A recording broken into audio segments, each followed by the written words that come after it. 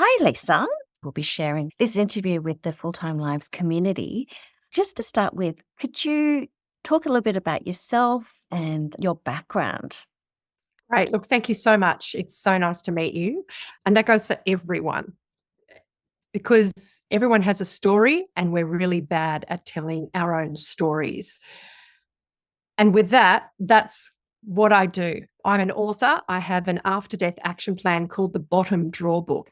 And it's for anyone who wants to influence their own farewell, whether they want to be buried or cremated or composted or water cremated, what they want to wear at their funeral, for example. It's like, don't bury me in heels, don't you dare. What songs they want played at their funeral. There's room in the book for their life reflections as well, things they're most proud of, any messages or directions for people left behind, because we don't tell our stories. We don't celebrate ourselves enough. And at our end of life, we need to be farewelled how we would like to be farewelled, not only for ourselves and getting organised, but also for those left grieving. It's one less thing that they have to organise. And it's also, I like to think it starts the grieving process on a really good note. Obviously, it's really tragic and devastating when somebody dies. But if there's just a glimpse of humour, a glimpse of hope, just oh, wow, that funeral was really fun. She would have loved that there was an ice cream truck there, for example. It's just getting people off on their grieving journey, for want of a better term, in a frame of mind that they can look back and at least there's a glimmer of light at a dark time. The Bottom Drawer Book is a book I started researching in about 2010, 2011, because I couldn't find all the information that I needed to make an informed decision about my end-of-life care and my farewell. So I started calling people.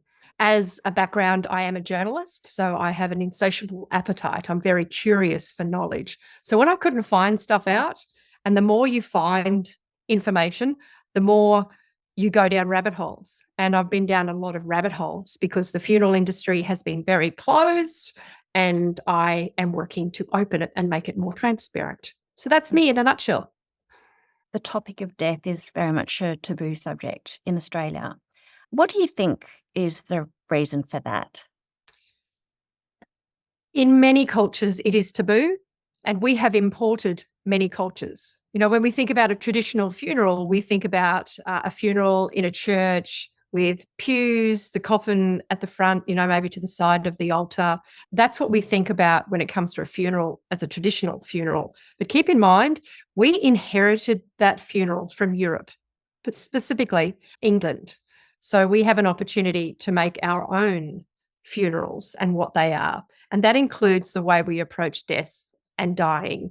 We have inherited pretty much Britain's view, England's view on the taboo of death. However, there are a lot of cultures in Australia that embrace death as a part of life. The Irish, for example, love talking about death. They're very organised when it comes to death.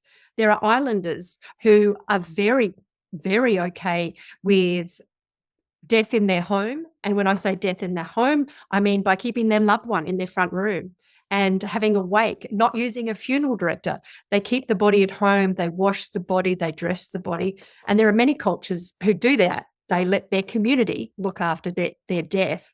But for us, I guess, with British backgrounds, we outsource our dead because that's what we inherited. That's what funeral directors do. We hand our dead over in the middle of the night to strangers, and we show up at the funeral and our deceased is there.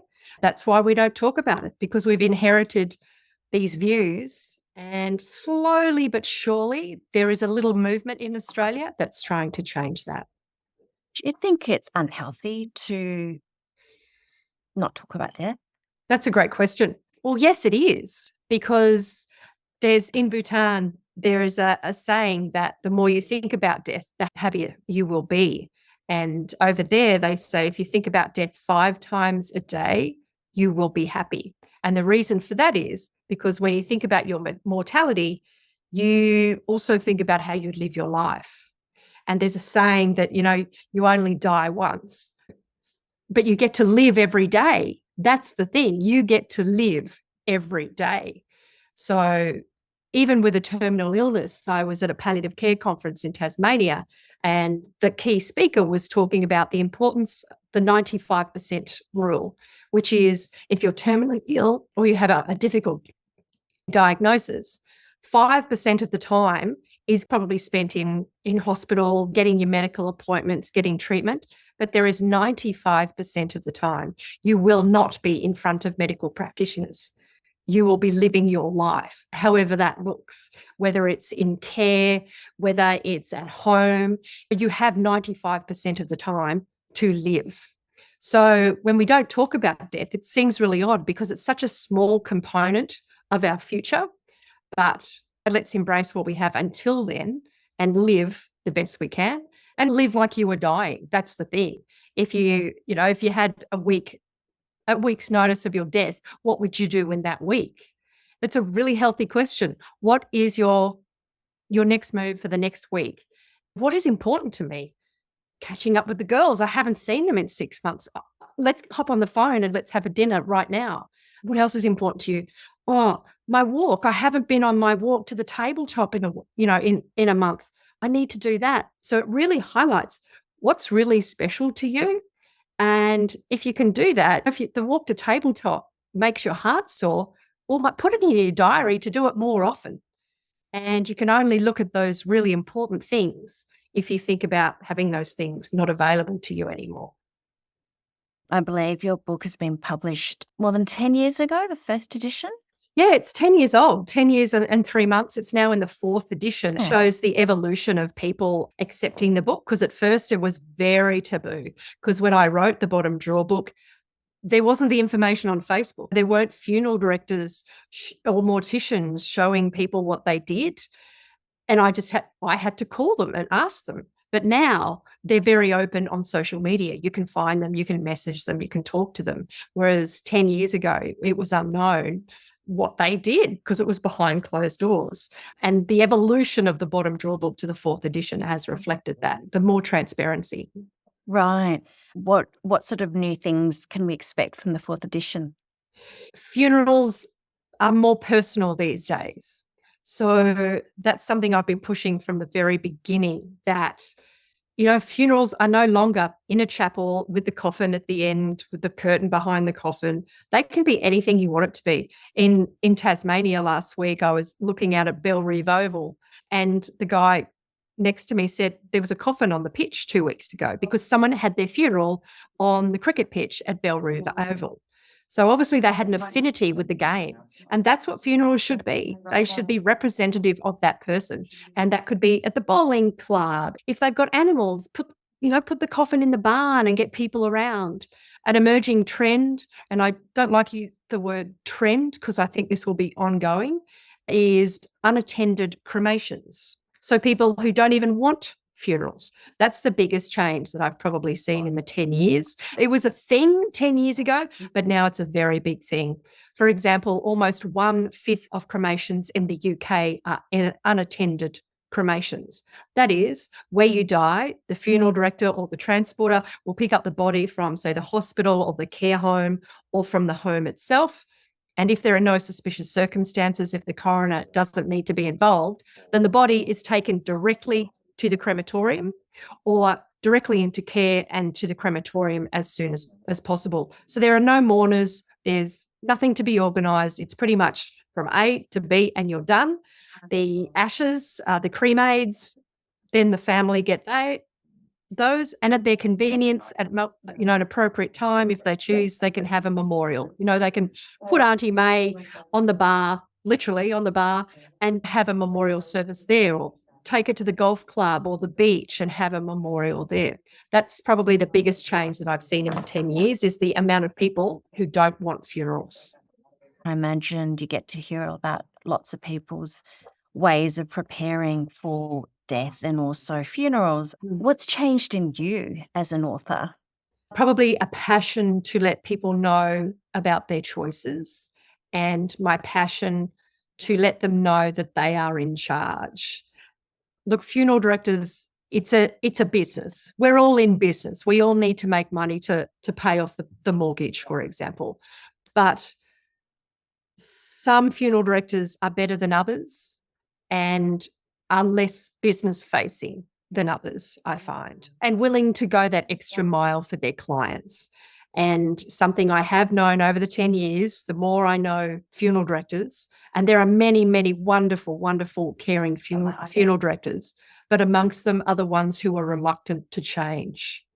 And that reluctance to change, being stayed in their own ways, is detrimental to the consumer. So in the 10 years, I really want to say, you know what, if that funeral director says, oh, no, you can't have that coffin. Oh, no, we can't have it in that paddock. Find another funeral director. They're not the right ones for you. Your book being focused on after-death action, how do you suggest that people talk openly and encourage their loved ones to put something together by your book? That is the $64 million question. With the book, it was fascinating. I was at the Peel Street Markets in Tamworth. There was a monthly market there. So I had a market stall, and it was the first time I was selling my book in a forum. And I had it all laid out. And these two women came towards me and they went, oh, what's this? And I said, look, it's an after-death action plan. You know, its aim is to make conversations about death and funerals less awkward, and you organise, blah, blah, blah. And this woman looked me in the eye and she just went, what a stupid idea. And she turned and went to the next stall. And I kind of went, like, there wasn't even a keyboard between us, like to my face, what a stupid idea. And I kind of went, oh, I think I've missed my mark here. But while she went off to the other stall, her friend then came up and was looking further at my book, and she went, oh, what a great idea. And she bought a book. So it was at that moment that I realised it's black and white. There's no in between. There are people who are up for it and there are people who are not. And that's okay. That's not something we're going to change. And it's also something you will find in a palliative care ward, for example. There are some people that face their mortality and there are others who don't, even though they're in a palliative care ward. So it's slow and steady wins the race. It's just little ideas, open conversations. You know, if somebody says on the radio, they're listening to the radio in the car, oh, I love this song. This is the coolest. Play this at my funeral. Okay, I'm going to write that down. We're going to play that at your funeral. Instead of going, don't talk like that. That's morbid. And that's the biggest thing I hear. People are trying to have that conversation and they're being shut down, particularly by their children. The amount of people who go, Lisa, I'm writing in your book because my children don't want to know about it. So just listening for the first thing. It's like, oh, okay, so you want Ed Sheeran at your funeral. Is there anything else you want at your funeral? Oh, yeah, I want an ice cream truck. I want everyone to have a good time. Let's have ice cream. Oh, that sounds like great. And you might not like that conversation, but don't shut it down. You can shut your mouth, but don't shut it down. Yeah. Open your ears. So it's those little nuanced little conversations and think like, oh, you know, I watched this awesome, you know, interview with Natalie today, and she got this lady who was talking about death. Can you believe there was a coffin on a cricket pitch? Isn't that great? I think I might like my coffin in the barn. And just plant that seed with your loved one, and they might go, why are you talking like this? Or, well, I want it on the barn. Where do you want yours? Oh, you've planted a seed, and maybe come back the next day. So have you given any thought? Oh, I didn't think you were serious, but just see where it goes. So it's those little seeds. Also, perhaps even appeal to their sense of finances. There's a lot of money to be saved in the funeral business. For example, if somebody wants an inexpensive coffin, that's great. You only have to spend $1,000 on a coffin, or even $400 on a cardboard coffin, for example. And to spend that kind of money, you know, as long as they've written it down somewhere or told someone, because you don't want to be at the funeral and nosy Gladys from up the road's going, oh, look at that coffin. What did they do? I can't believe they buried her in a cardboard. But they can come back and say, oh, that's what she wanted. She wrote it down, or she told us that's what she wanted. We're so glad that we were able to fulfill her wishes. And then nosy Gladys will, you know, get back in her box. But it's that permission to spend $400 on a coffin as opposed to $3,000 on a coffin, purely by having that conversation. And that's another way in. So if your family, if your loved one is particularly men, who are often financially focused more than us, to say, oh, how much can I spend on your coffin? And they might go, I want bells and whistles and diamonds. Or they might go, I don't care, just put me in a pine box. It's like, okay, cool. We'll get you a pine box coffin. No worries. Simple as that. Is your observation that there is a gender difference in how men and women prepare for Absolutely. their action plan? Absolutely. 95% of my clients are women. And it's a similar thing with estate planning, succession planning, and wills. It's often the women, we're the carers, the nurturers, the organisers, who don't want to be a burden. We don't want to leave stuff behind. And it's not that men don't care, they just don't think about the implications of them not wanting to be part of this conversation. So overwhelmingly, it's the women who want to be organised, and they find satisfaction in being organised. If it's a husband and wife, where the wife is more organised and proactive about thinking about this stuff, have you seen that she's also prodding her husband along in terms of getting him to think about it as well? As much as she can, yes. And sometimes they just jam up and they'll just say, I don't care, just put me out on the verge on council collection day. And that's sometimes the only response you'll get for them. And that's okay. Little bit by little bit, that conversation hopefully will flow. But yes, I actually ran a workshop this morning and I was expecting just the wife, but the husband also came and he started off really quiet. And then by the end of it, he's going, oh, really? Is that what happens? Oh, wow. He was just as engaged as the other 9 females in this workshop. So slow and steady wins the race, I think, for the men. But yeah, they can be really challenging. I gather that your book is mostly bought by women. Is that correct? Yeah, 95% by the women. Every now and again, a man will buy it, and I don't ask. They don't usually tell me why they buy the book. It's interesting, Natalie. I advertise on Facebook, and at times I've tried to advertise to men, but the response is quite challenging. For example, they're the ones who will type on their keyboards, what a morbid thing to do. Or they'd go, oh, you're just trying to make millions out of tragedy and suffering. So the comments are not as nice as the females. Like the females go, oh, this is so great. I want to be organised. Oh, wow, I had so much fun filling in the book.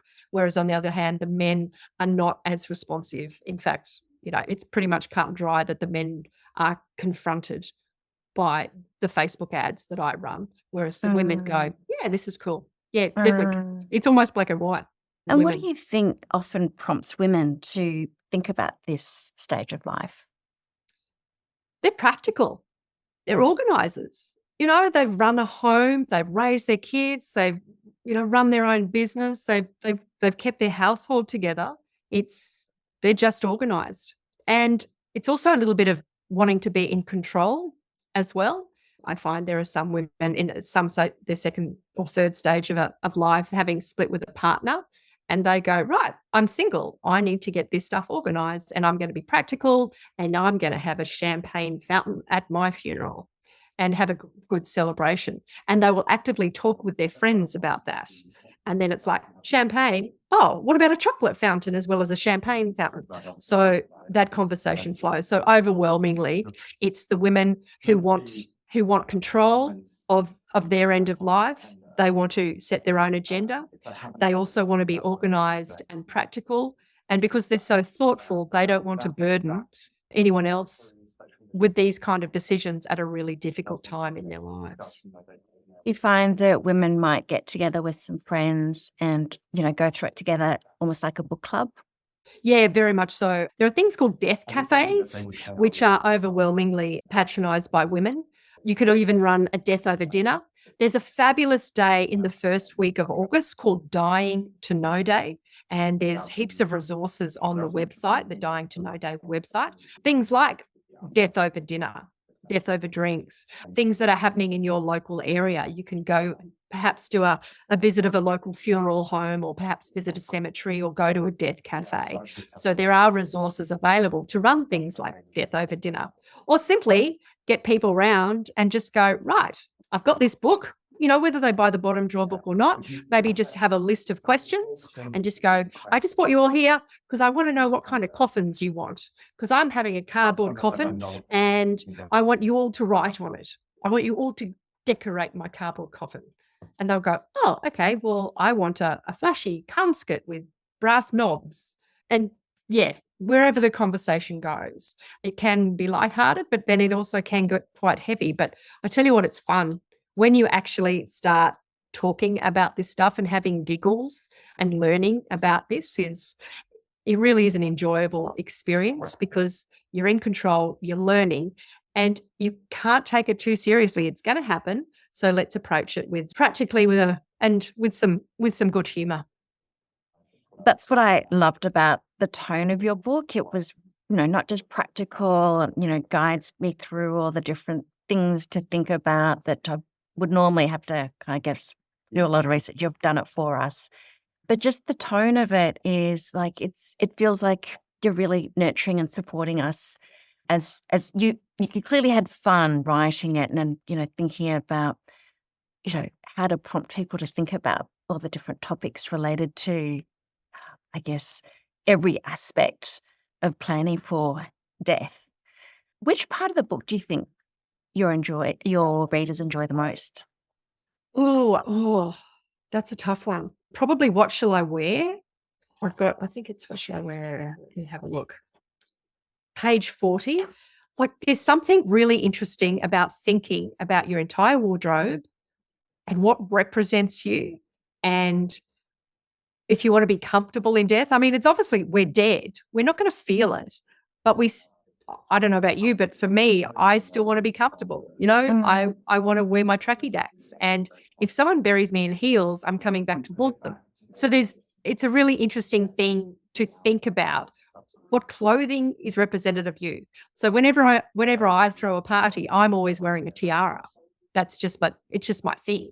So I'll probably be in tracky dacks and a tiara. But just thinking about that and knowing that men are really big on wearing their work uniforms. We all know the guy who comes home from work and he doesn't get changed. He's in his work uniform, literally from 7 a.m. till he goes to bed, till he has a shower at 9 o'clock at night. That's him. So work uniforms are really popular for men. So yeah, I really like What Shall I Wear is an interesting one.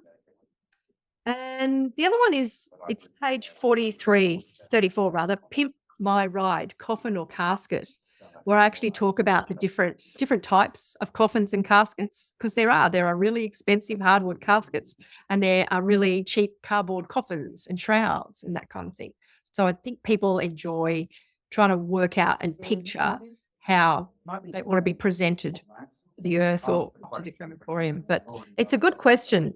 People they write me and they tell me how much fun, and I don't know. Which pages they enjoy. They find there's a particular page that is quite confronting, and that's what don't you want at your funeral? Right. And I wrote that because if anyone releases a helium balloon in my honor, I'm coming back to haunt them, because it's just littering, aerial littering. But it also means, who don't you want at your funeral? And that can be really tough. It's like, you know what? Auntie Gladys, we never got eye to eye, so I don't want her there. But then who's going to tell Auntie Gladys that she's not welcome at the funeral? And do they do that before the funeral? Because it's going to be mighty awkward if she shows up at the funeral and the funeral celebrant, for example, has been given instructions, or the funeral director's been instructions not to let Auntie Gladys in. So that can be very confronting. It's who don't you want at your funeral?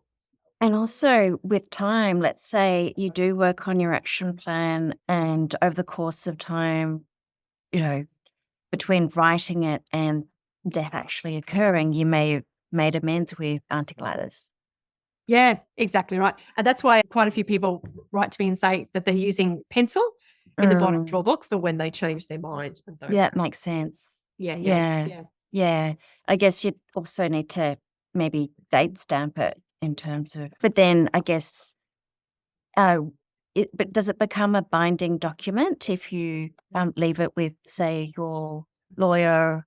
Yeah. Or how does that work? Yeah, there is nothing legally binding about your wishes. you're a dead person, so therefore you have no rights in the eyes of the law. However, when it comes to cremation and wanting to be cremated, that is the only thing that is legally binding if you have signed your request for a cremation and it's been witnessed. So that's pretty much the only thing. And you raise a good point. Nothing is legally binding apart from the cremation thing. But it comes down to the family whether they want to carry out your wishes or not. And that's okay. You can present them with what you want and it's up to them. Even if they do half of the things you wanted, it's like, okay, they'll feel happy with that. But you've also got to ask yourself, the funeral is often thought of for the people left behind, not for the person. So it's this, we want the funeral to be a cathartic experience for everyone to start their grieving process. Yet we also want to fulfill the wishes of Mary. So is there a balance there? And usually there's a balance because, a lot of people, particularly the men, I don't want no fuss, just put me out there. I'm not interested, have a barbecue kind of thing. But the wife goes, it's actually really important for the family that we get together and we mourn and celebrate, blah, blah, blah. And that's okay. They can do that and have a barbecue afterwards. Aside from, working on your after-death action plan, do you have any other suggestions or tips on how we can better embrace death? Learn knowledge. Knowledge is power, whether it's for death and funerals or anything. I post a lot of things on my blog and my Facebook page because I want people to be informed. There are new technologies, for example. There's now water cremation available in 3 states. There's all this stuff happening and you don't know about it. Like, where are you going to find that stuff out? And that's why knowledge is the biggest thing. I also am a cemetery wanderer because, as I meant at the start, we're really bad at telling our stories and we're losing our stories because a lot of people are being cremated. But I like telling the stories of the dead in cemeteries. I'll find a grave that interests me and I'll tell that story because it captures a part of history. And I often talk of cemeteries as libraries, that every grave is a chapter to our history. And it's so important that those stories are told. So I encourage everyone just to be informed, know your choices, know that you're in charge when it comes to funerals, know when to push back and say, you know what, I am going to take the body home. I know I'm allowed to keep my loved one's body at home. I'm going to do that. All right. You know what? I know I'm allowed to have this coffin. Don't stop me, or I'll find another funeral director. I just want people to have the knowledge and the confidence to call the shots at a time of great grief. And you don't have to answer this, but have you got some thoughts on how you would like to plan your funeral? It's funny, it's changed, Natalie. When I started, I wanted a themed funeral, Wizard of Oz. I wanted it in a paddock and I wanted fairy lights and a country music band on the back of a truck. But now I don't want a funeral. Like 8 years later, I decided, you know what? I don't want a funeral. I'll have a memorial and I'll leave money for some sort of a party. But as for a funeral itself, not interested. So yeah, I'm one of these people. I don't want to be a burden. I want it really simple. But the difference with me is that I've already told everyone this. So people know it's not going to be a shock to anyone. They go, oh yeah, that's Lisa. She always did stuff on her own, or, she was quite happy to do stuff. We get it. That is in itself representative of Lisa. But it also shows you that it changes over time, and it always will change over time as we get more information and you become more comfortable in yourself as well. It's letting go of that ego and going, you know what, I don't really need a funeral. That's, people can farewell me however they choose. And though in my will, I have left money for certain friends because I want them to explore the areas that I loved. For example, the Kimberley and the Northern Territory and the top end. So I've left money in my will. So my friends, don't tell them, will be able to explore what was so important in my life. And that's how I want them to remember me. Oh, that's beautiful.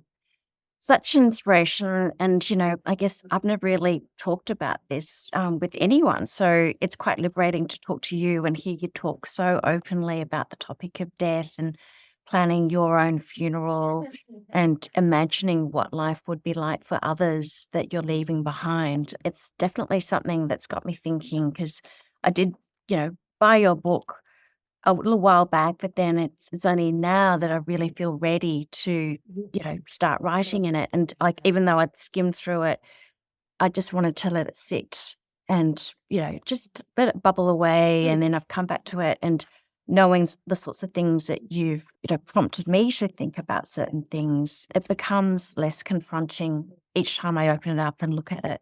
That's exactly what I hope to hear, Natalie, from everyone. That's the thing. It's a work in progress, just like you and I. Everyone is a work in progress. We evolve, we learn, we have new ideas. And exactly like the bottom drawer book, just one page, just fill in one page here and there when it, after a conversation, or just when you get the inspiration. It doesn't need to be a chore. It doesn't need to be grim. You just need to make a start. I've started running workshops for people who bought the book. It's just like a Zoom session. It's like, who wants to come? Come on, we're going to fill in a few pages together. And just getting those like-minded people together to talk about stuff, it becomes a really quite enjoyable experience, because we all learn. It's collective learning. Everyone's got some sort of an experience in this space, and we can all learn from each other. And they're filling in their books as we speak, because, this morning they were so inspired, because it's like, okay, that wasn't so hard. I filled in a few pages. I'm going to do a few more pages today. So, yeah. Well, I'd love to come along to that, because that section that you just intrigued me in terms of what shall I wear at my funeral. I really like thinking about it. I've had my wedding. I planned that. I've got photos to show for it. So, yeah, that's the next thing to think about. You could even wear your wedding dress. Yeah, it's still there in top shape. Well, it doesn't even have to be top shape. Let's face it, Yeah, that's true. But start with the feet. And it's funny, I say that because I've got a friend who the catalyst for their grief was trying to work out which pair of white sandals their mother wanted to be buried in. She was always known for wearing white sandals, but like she had 6 pairs. So, and they agonized over that decision, and that became their focus of grief. So it's really interesting how coming up with these little things can really have such a big impact at a time of grief when we're all tired and stressed and confused.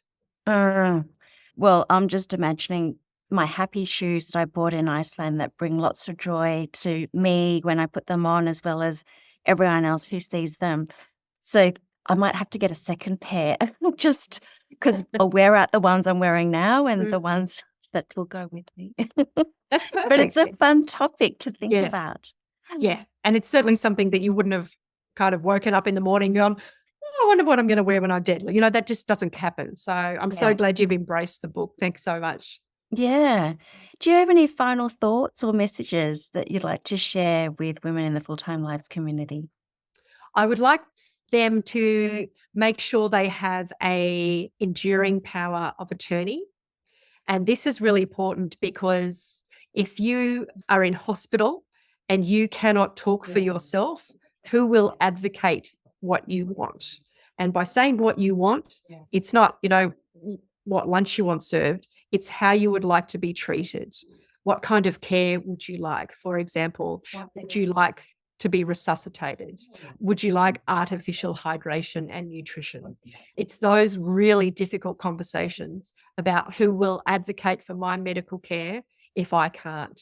And there's 2 ways of doing that: appointing your enduring guardian or a medical guardian, and they make sure that they're on the same page. There's that. Or you can do an advanced care directive, which is a legally binding document of the kind of treatments you do or you don't want if you can't talk for yourself. Because there would be nothing worse than waking up in hospital and I have to be careful here, Natalie. It's really confronting to hear. So I'm going to refine it a little bit. For example, if you're resuscitated in hospital, depending what stage of life you're at, it can be a very invasive procedure and very damaging to the human body. So you have to think, if you're elderly or your loved one is elderly, what would be the implications of that really invasive procedure being done on that person or myself? Do I want that? And that's absolutely confronting to hear. I get it.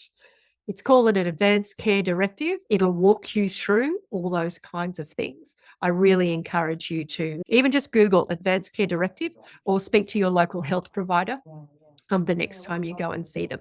It's very, very important to have an advocate for your medical care if you're unable to speak for yourself. That's a really great tip. And I'm sorry, it ended on heavy, something really heavy, but it's so important. Yeah. Yeah, I agree. And the other tip worth mentioning is the one around your super. Yes. So this was a big one, and I've lived experience in this. And I don't go to the super lectures. Work sends an email around, says, come and meet your super representatives. Like, I couldn't care less.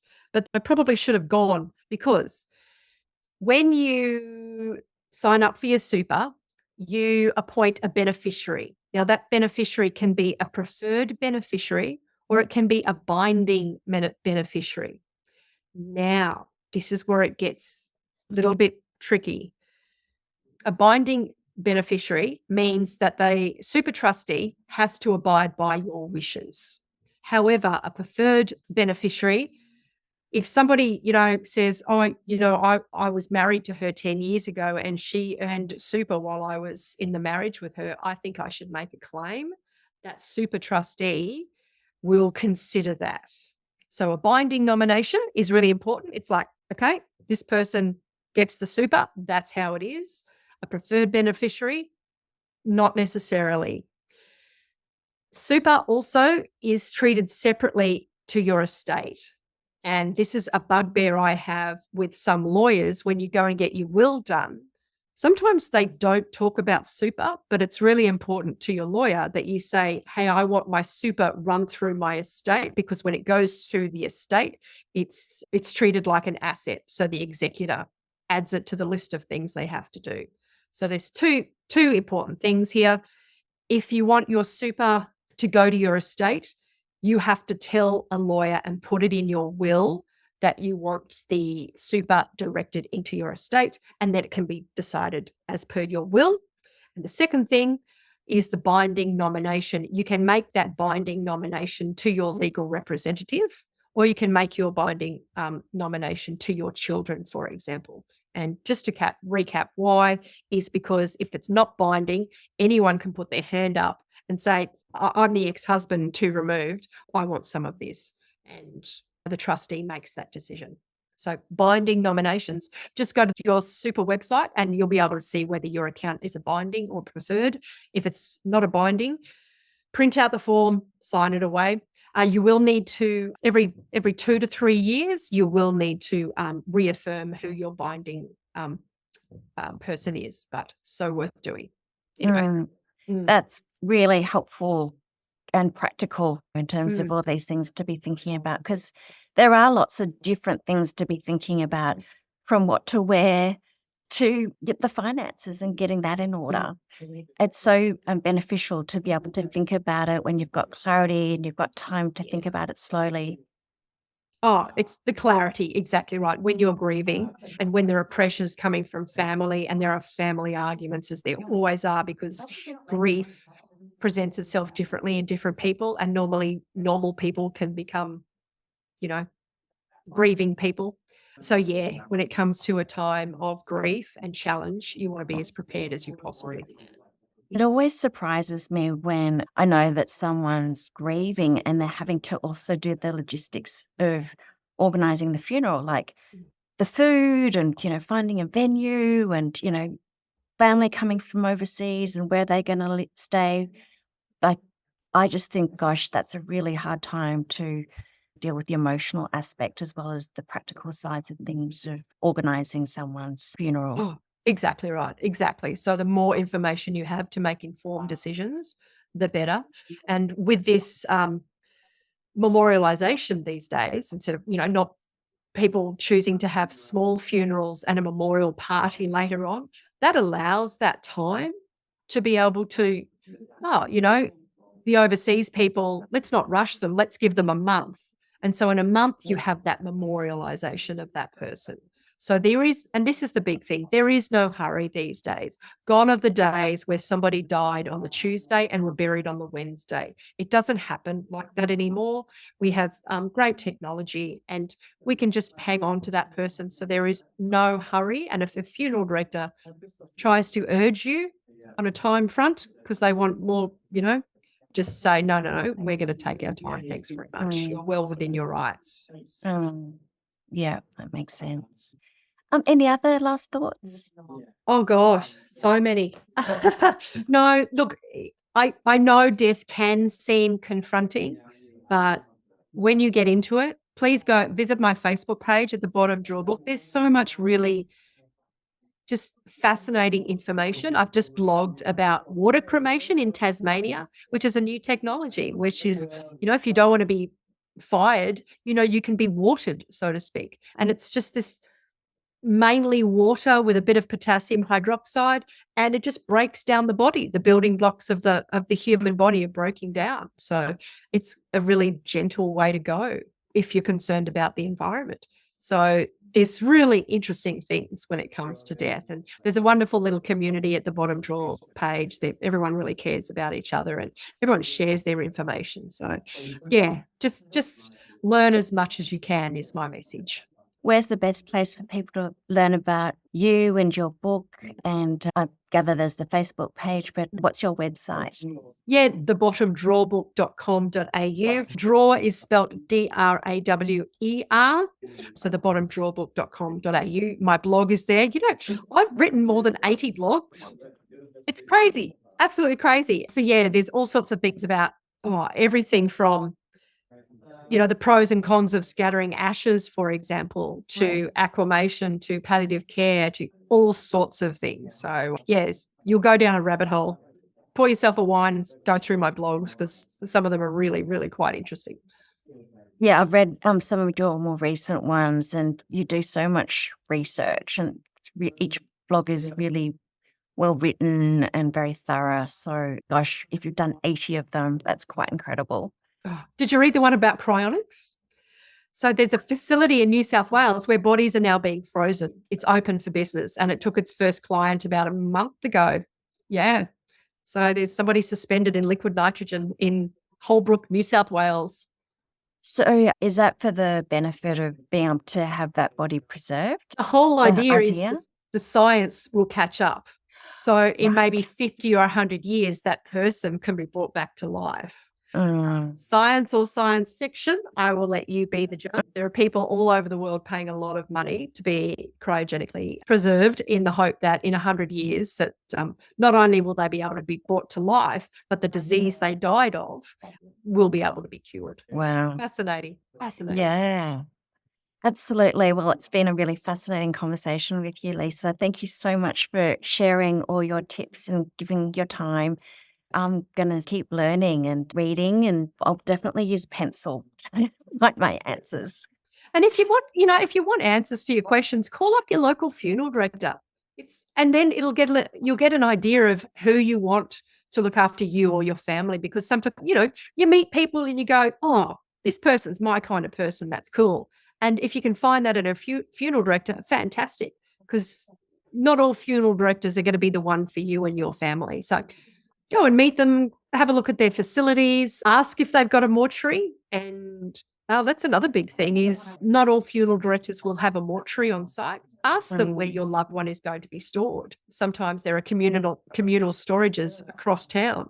And for many people, that's okay. But there's all these little things behind the scene that you can ask your questions about face-to-face with the funeral director to get a vibe, whether they're the funeral director for your family.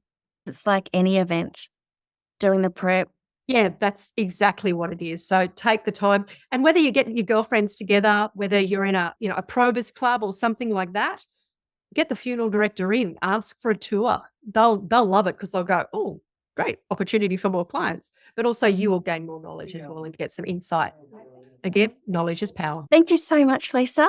And we'll be sure to keep reading your posts and your articles. They're highly informative. And thank you so much for being such an advocate around what people's options are. I really appreciate the time and good on you. It's a tough thing to think about, but once you're on that path, I think you'll feel relieved and organized. And once it's filled in, once you've got this organized, you can get on with living.